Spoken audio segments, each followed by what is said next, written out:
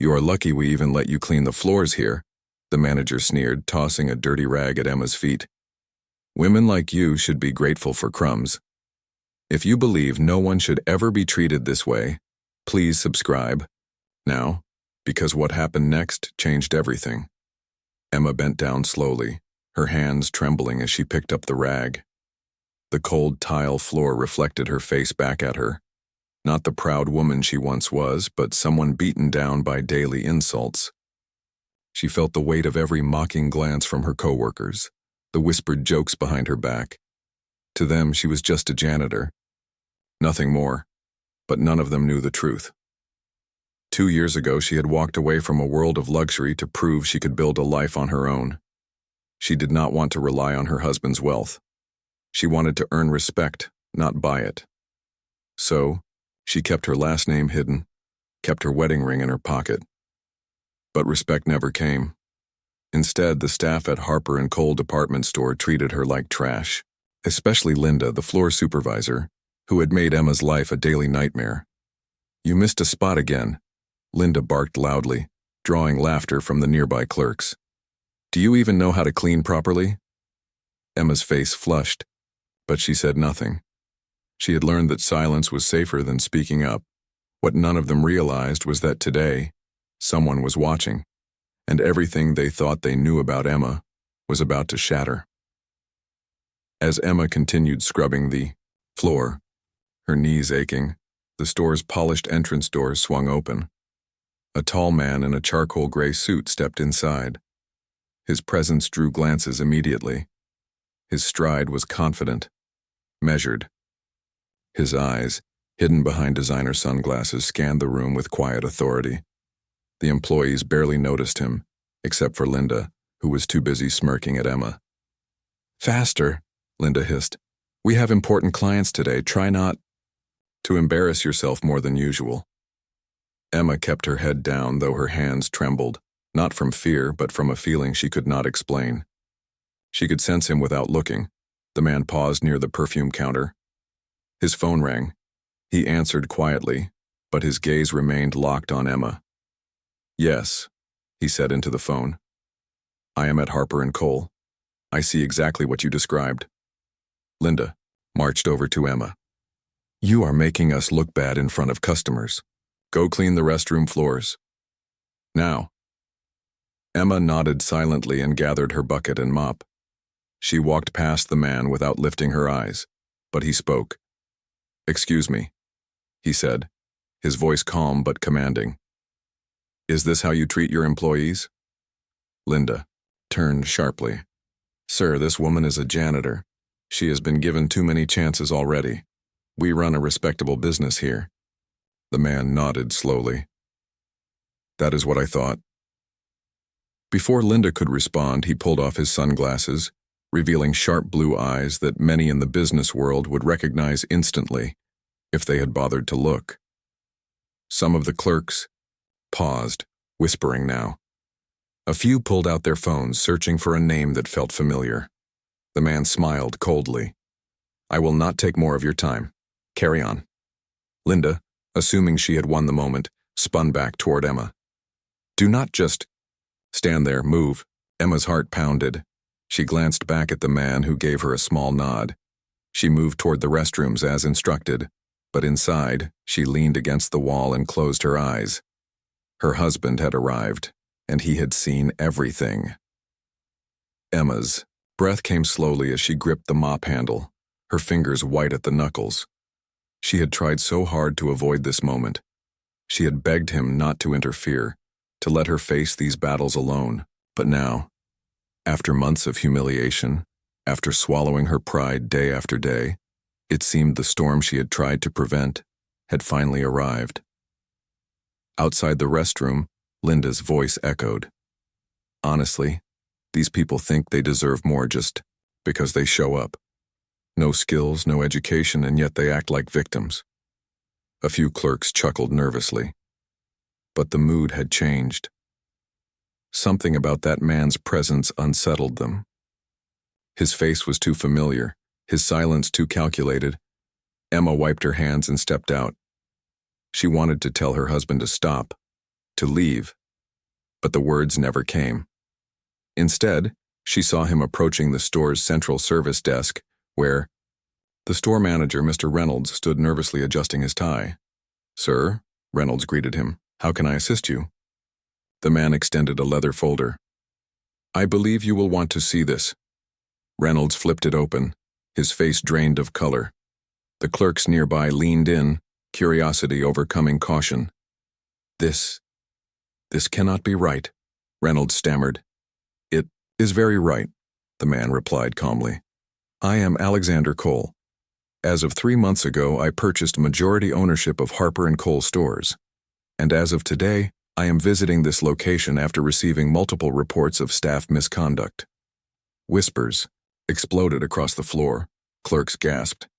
Even Linda froze, her smug expression collapsing. Alexander turned, his eyes landing directly on Emma. "I arrived today to confirm these reports personally," he continued. "What I witnessed was not only unprofessional, it was cruel, discriminatory, and a violation of every value this company stands for." Reynolds sputtered. We can address this internally. There is no need to involve higher—" Alexander raised a hand, silencing him. "The decision has already been made. Every employee held their breath. Alexander's next words would change the store forever." Alexander's voice was steady, but it carried the weight of finality. "Effective immediately, all supervisory staff in this location are terminated. That includes you, Mr. Reynolds, and you, Linda." The room went still. The sound of shoppers beyond the department walls seemed to vanish. Linda's mouth opened and closed like she was searching for words that refused to come. You cannot fire me. I have worked here for 15 years. You humiliated my wife," Alexander said, his gaze unwavering. "You treated her with cruelty in front of customers and staff. You reduced her to less than human. That is not experience. That is misconduct." The clerks began whispering louder now, the tide of power shifting visibly. Reynolds stepped forward, his face pale. "Sir, please, this must be a misunderstanding. If we had known she was—" Alexander held up his hand again, calm but unmovable. "You should not treat anyone with respect because of who they are married to. You should treat them with respect because it is the right thing to do." Linda's face turned red. "She never told us she was your wife." "She should not have needed to." For a moment, no one moved. Even the security guards, usually ready to escort customers or troublemakers out, stood frozen. Alexander continued, "Your employment records will be reviewed for severance eligibility. However, Harper & Cole has a strict zero-tolerance policy for workplace harassment. You are dismissed." Linda's protests broke into stammering sobs. Reynolds simply bowed his head in defeat. Alexander then turned toward the remaining staff. "For the rest of you who participated or stood by silently, HR will be conducting individual reviews. Some of you may stay, others will not." Emma felt her throat tighten. She had imagined standing up for herself 100 times, but never like this, never with the entire room watching. She wanted to say something, but Alexander gently shook his head. "This is not your burden to carry anymore," he whispered. Word spread through the store like wildfire. Customers paused their shopping, drawn by the commotion. Employees from other departments gathered quietly, forming small circles near the escalators and checkout counters. Some held their phones at their sides, recording discreetly. Others whispered in disbelief. Emma stood at the center of it all, feeling as though the walls were closing in. And yet, for the first time in months, she did not feel small. She did not feel invisible. A younger employee named Mia stepped forward, eyes wide. "Mrs. Cole. I mean, Emma. I am so sorry. I never joined in, but I also never spoke up." Emma placed a gentle hand on Mia's shoulder. "It takes courage to admit that, thank you." Alexander nodded approvingly. Those who remained silent but are willing to learn will have an opportunity to do so. Silence does not have to be permanent. Several employees lowered their heads in shame. Some wiped tears from their eyes. But not everyone was repentant. Linda's closest friend Paula sneered from the sidelines. So we are all just supposed to bow down now because she is married to a billionaire? This is not justice. This is revenge. Emma took a deep breath. She had a choice. She could let Alexander's decision stand as punishment, or she could turn this moment into something greater. I did not want this to be about power, she said, raising her voice enough for everyone to hear. I wanted to be treated fairly, like any person should be. I did not want anyone fired. I just wanted dignity. The room grew quiet again. Emma continued, but actions have consequences. Those who chose cruelty must face theirs. And those willing to change deserve a second chance. For a moment, Paula seemed ready to argue again, but the weight of the room pressed her into silence. A group of customers began clapping slowly. Others joined in. Not because Emma was rich, because Emma had shown grace when most would have chosen anger. And in that applause, the balance of respect shifted. For once, it was not about who held money or titles. It was about who held integrity. The applause spread beyond the circle of employees. Customers across the store joined in, their clapping echoing off the high ceilings. Shoppers paused at jewelry counters and clothing racks, abandoning their purchases for a moment of shared humanity. Alexander stepped back, allowing Emma to stand alone at the center. It was no longer his battle. It was hers. Then, something unexpected happened. A woman in her 60s wearing a simple cardigan and holding a small shopping bag stepped forward. I have watched you here for months, she said, her voice trembling. I saw how they treated you. I wanted to say something, but I was afraid they would ban me from the store. I am so sorry. Emma shook her head gently. You have nothing to apologize for, but the woman was not finished. No, you do not understand. My granddaughter starts working here next week. I worried she might face the same cruelty. But today, you changed this place. You changed what people like my granddaughter can expect from their employers. More customers gathered around. A man in a veteran's cap nodded. It is about time someone stood up to this nonsense. People deserve respect no matter their job. A young mother holding a toddler chimed in. This is why I teach my kids to speak up when something is wrong. Emma felt emotion rising in her chest. What had started as a personal humiliation had become something much larger. She had become a symbol, not by choice, but by necessity. The district manager arrived, summoned by the staff's frantic calls. He pushed through the crowd looking panicked until his eyes landed on Alexander. Recognition dawned instantly. Mr. Cole, we had no idea. Alexander held up a hand. You do now. Changes will not only happen here, they will happen at every Harper & Cole location. No more tolerance for harassment or discrimination. I will oversee the new policies myself. The crowd murmured in approval. But the biggest change was yet to come. Not from the company, from Emma herself. She turned to Alexander. I do not want to walk away from this. I want to help rewrite the employee code, not just as your wife. As someone who lived it, Alexander smiled. Then that is exactly what you will do.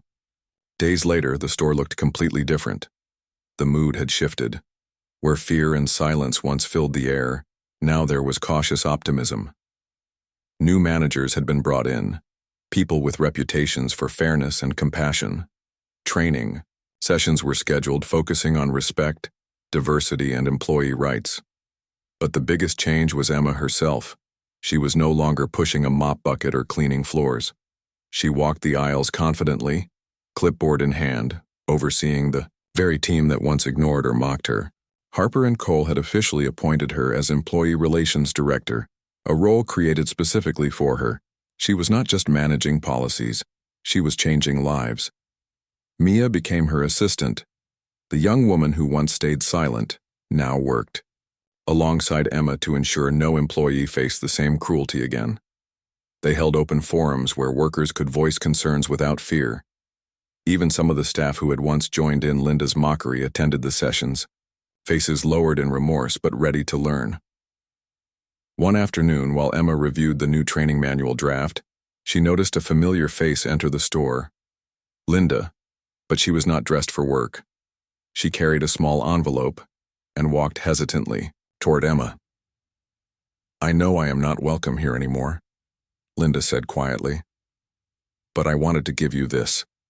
She handed over the envelope and turned to leave before Emma could respond. Inside was a letter. "Emma, I was wrong. Not because of who you married, but because of who you are. I let my bitterness blind me to your worth. I have taken a new job at a small shop, and I promise I will never make the same mistakes again. I wish you nothing but success." Emma folded the letter carefully. She felt no triumph, only closure. She had not just won a battle. She had changed, at the heart. A week later, Emma received an unexpected invitation from the Chamber of Commerce. They wanted to honor her at the annual Community Leadership Gala, a night where the city recognized those who made a lasting difference in people's lives. At first, Emma hesitated. She had never sought the spotlight. But Alexander gently encouraged her. "This is not about pride," he said. "It is about showing others that quiet strength can change the world." The night of the gala arrived. Emma wore a simple, elegant navy dress. No flashy jewelry. Just her wedding ring, which now felt like a symbol not of wealth but of partnership in something much bigger than money. The hall was filled with city leaders, business owners, and employees from every walk of life. As Emma and Alexander entered, a ripple went through the crowd. People who had once overlooked her now approached with handshakes and kind words. Even the young mother and the elderly woman from the department store were seated at the front, beaming with pride. The host took the stage. "Tonight we honor a woman who transformed injustice into opportunity. She turned silent suffering into powerful change, not just for herself, but for an entire community." Emma was called forward. She stood at the microphone, the room quiet. "I did not expect to be here," she began. "I took a job hoping to prove my own worth. What I found instead was how easily people are dismissed because of what others think they see." She paused, her eyes sweeping across the crowd. "But worth is not given by a job title or salary. It is proven through resilience, kindness, and the courage to stand up when no one else will." The room erupted into applause. Alexander watched from the front row, his eyes filled with quiet pride. Mia wiped a tear from her cheek. What started as humiliation had become a movement, and Emma had become not just a symbol, but a leader. After the gala, Emma was approached by a local reporter who had been following her story. "Your journey has inspired hundreds, Mrs. Cole. But people want to know, why did you never reveal who you were from the start? You could have avoided all the pain." Emma smiled gently. "Because dignity is not something handed to you because of who you are married to. It is something you earn. I wanted to prove to myself that I could stand tall on my own." The reporter nodded. "But now, with all that you have built, what comes next?" Before Emma could answer, Mia approached, carrying a folder. "Mrs. Cole, we have received over 50 job applications from people who left companies due to workplace bullying. They are asking to work under you." Emma took the folder, her eyes softening. "Then that is what comes next. We give others the chance I almost never received." Later that evening, as the city lights twinkled through the window of their home, Alexander wrapped his arms around her. "You built something greater than any fortune," he whispered. Emma rested her head on his shoulder. "Respect. That is the real wealth." And in that moment, she knew. This was not the end of her story. It was only the beginning of giving silent voices a place to be heard. As the months passed, Emma's impact stretched beyond the walls of Harper & Cole. Other companies took notice of the policies she had shaped. She was invited to speak at leadership conferences, not as a billionaire's wife, but as a woman who turned humiliation into hope for countless others. She met with young employees starting their first jobs, with older workers who had been overlooked for years. and with managers seeking to rebuild trust in their workplaces. Each story strengthened her belief that true change did not come from power. It came from empathy. One afternoon, during a training seminar, a young man raised his hand. His voice trembled slightly. "What should we do when people mock us or treat us unfairly?" Emma paused thoughtfully. "You do not have to fight every battle alone. Find your quiet strength, build your worth patiently, and remember, when others try to tear you down, they are often afraid of the strength they see in you." The room fell silent, the weight of her words sinking in. Later that evening, as she closed her office for the day, Emma glanced at a framed note on her wall. It was the same letter Linda had once given her, the symbol of someone who had been changed not by force but by forgiveness. She smiled. Her journey had taught her that even in the face of cruelty, dignity could not be stolen. It could only be surrendered. And she had never surrendered. Moral lesson: no matter how others treat you, your worth is not defined by their cruelty. It is defined by your resilience, your kindness, and your choice to rise above. Even when you stand alone, your quiet strength can inspire change that ripples far beyond what you see. If this story touched your heart, please like, comment, and subscribe. Share it with someone who needs to hear that silent strength is the loudest victory.